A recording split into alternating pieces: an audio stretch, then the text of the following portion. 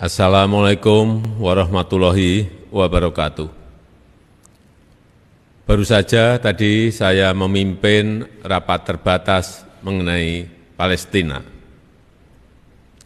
Indonesia sangat marah terhadap memburuknya situasi di Gaza, terutama situasi kemanusiaan. Kita terus ikuti secara dekat perkembangan di Gaza dan posisi Indonesia sangat jelas dan tegas, mengutuk keras serangan acak terhadap masyarakat sipil dan fasilitas sipil di Gaza.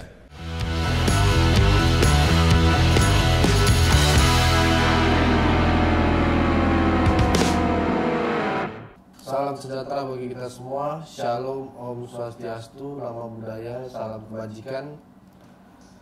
Hari ini kita coba membahas tentang Presiden Jokowi mengutuk Israel, gitu ya. Tadi malam Israel, kita tahu sendiri di umat Kristen, Israel kesayangan Allah. Siapa yang mengutuk, terkutuklah dia. Yang memberkati dan diberkati dia, gitu kan. Bangsa-bangsa akan takluk kepada Yakub, dan suku-suku bangsa yang sujud kepadamu jadilah Tuhan atas saudara-saudaramu dan anak-anak ibu dan sujud kepadamu. Siapa yang mengutuk engkau, terkutuklah ia, dan siapa yang memberkati engkau, diberkatilah ia. Di situ tertulis di Kejadian 27 ayat 29. Israel adalah umat kesayangan Tuhan. Dia sudah berjanji bahwa Israel akan diberkati. Tidak mungkin dia batalkan berkat-berkat itu. Bahkan Alkitab mencatat orang yang mengutuk Israel sebaiknya akan mendapatkan kutuk dari Tuhan. Artinya apa? Dari sini kita bisa belajar bahwa Pak Jokowi tidak mengetahui, dia hanya bisa mengucapkan kutuk dan kutuk. Ini udah momen 2 kali dia mengutuk Israel. Kita khawatir Pak Jokowi bisa membahayakan karena dia membawa nama Indonesia. Kalau dia pribadi tidak masalah, gitu ya. Karena Tuhan pun bukan tidak pernah marah kepada Israel, gitu kan. Tapi adalah peristiwa tragis penyembahan berhala bangsa Israel yang berakibatkan matinya 24.000 orang karena ditimpa hukuman dari Tuhan. Jadi di Alkitab sudah dijelaskan bahwa kisah ini dicatat dalam Alkitab Ibrani dan Perjanjian Lama. Di Alkitab Kristen terutama, di dalam kitabnya, di kitab Bilangan pasal 25 ayat 1-15. Lantas apa 2 alasan mengapa memberkati Israel adalah baik?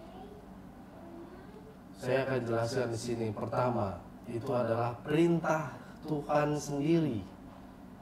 Diketahui, aku mendapat perintah untuk memberkati, dan apabila dia memberkati, maka aku tidak dapat membalikannya. Di situ ditulis di Bilangan 23 ayat 20.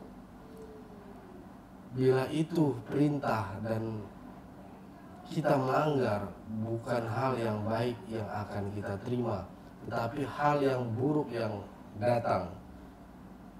Perintah itu bukan untuk dilanggar, tetapi untuk dilakukan. Sebab bila kita memberkati Israel, Alkitab katakan, diberkatilah orang yang memberkati engkau, dan terkutuklah orang yang mengutuk engkau.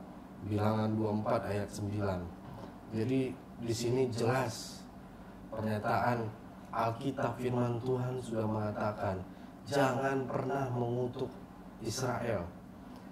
Apapun yang terjadi, apapun lika-liku dan sebagainya. Yang jelas ini saya melihat sudah 2 kali Presiden Jokowi mengutuk Israel. Dan menurut saya akhirnya saya putuskan hati-hati. Kita khawatir dengan Indonesia yang nantinya. Saya juga gak habis pikir kenapa Jokowi sampai sebegitunya, sampai mengatakan mengutuk.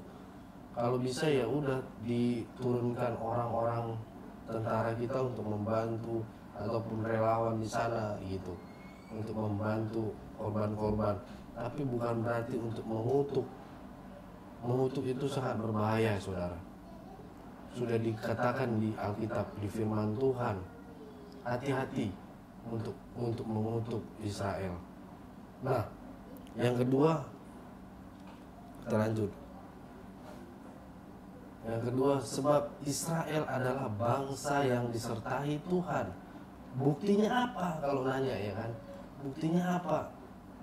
Sebab tidak ada mantra yang mempan terhadap Yakub, ataupun tenungan yang mempan terhadap Israel. Pada waktunya akan dikatakan kepada Yakub, begitu juga kepada Israel, keajaiban yang diperbuat Allah. Bilangan 23 ayat 23 ya. Nanti saudara bisa cek di situ. Tahun ini bangsa Israel sudah memasuki tahunnya yang ke-71. Setiap tahunnya peringatan ini dirayakan secara meriah. Dalam Alkitab, Israel disebut sebagai bangsa pilihan dan kesayangan Allah. Israel memainkan peran yang sangat besar terhadap sejarah dan nubuat kedatangan Yesus Kristus. Hal ini ditulis dalam Kejadian 3 ayat 15 dan Yesaya 7 ayat 14. Dalam Yeremia 33 ayat 15 dijelaskan bahwa Yesus adalah tunas keadilan bagi Daud. Yesus akan melaksanakan keadilan dan kebenaran di negeri. Ayat 15b, dan dia mewakili bangsa Israel. Timbangan adalah lambang religius yang dipakai untuk menggambarkan Israel. Ada juga simbol terkait lupus yang menggambarkan seekor hewan yang dikorbankan, serta membuat mahkota yang merupakan gambaran bahwa Yerusalem adalah mahkota itu. Di situ tertulis di Yesaya 62 ayat 1 sampai 3.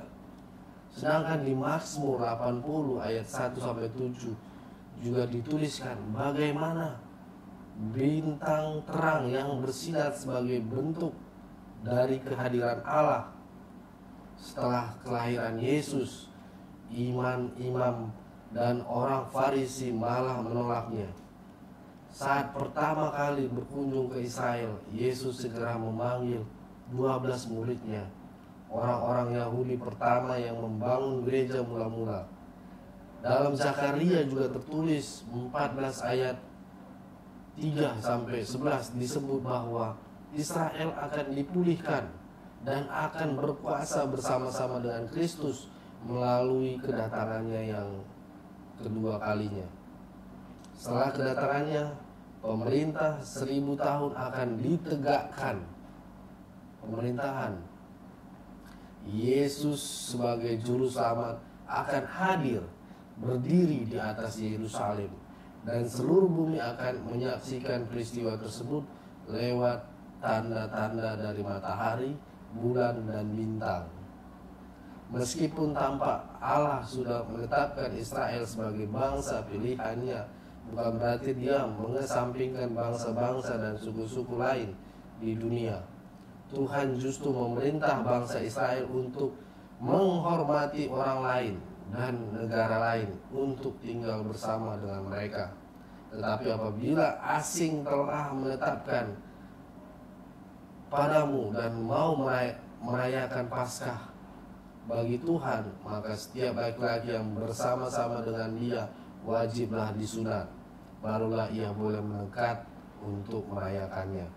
Ia akan dianggap sebagai orang asli, tetapi tidak seorang pun yang tidak bersunat boleh memakannya.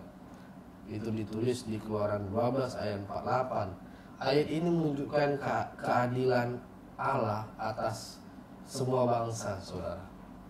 Tuhan melanjutkan satu hukum saja akan berlaku untuk orang asli dan untuk orang asing yang menetapkan di tengah-tengah kamu.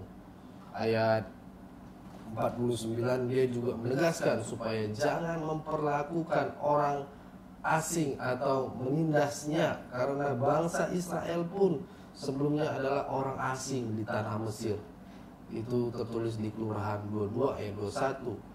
Selain itu, orang-orang non-Yahudi pun tetap diperhitungkan, bahwa setelah peristiwa hari Pentakosta, awalnya pengikut Yesus yang mendirikan gereja mula-mula adalah Yahudi.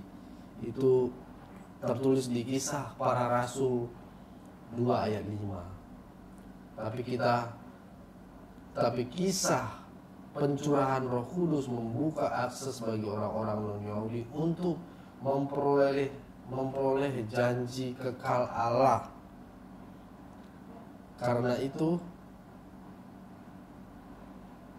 ingatlah bahwa dahulu kamu sebagai orang-orang bukan Yahudi menurut daging, yang disebut orang-orang tak bersunat oleh mereka yang menamakan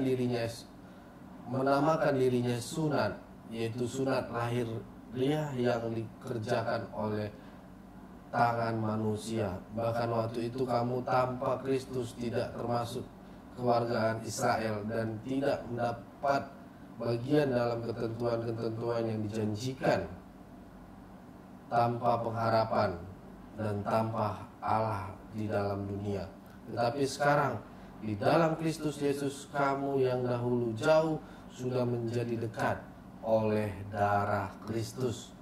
Efesus 2 ayat 11 sampai 13. Di situ tertulis, ya saudara, Petrus dan jemaat gereja mula-mula memahami bahwa Allah yang memanggil orang-orang non-Yahudi setelah pencurahan Roh Kudus yang terjadi secara ajaib kepada seorang bernama Cornelius dan keluarganya saat Yesus datang kembali ke dunia dan membangun kerajaannya di bumi.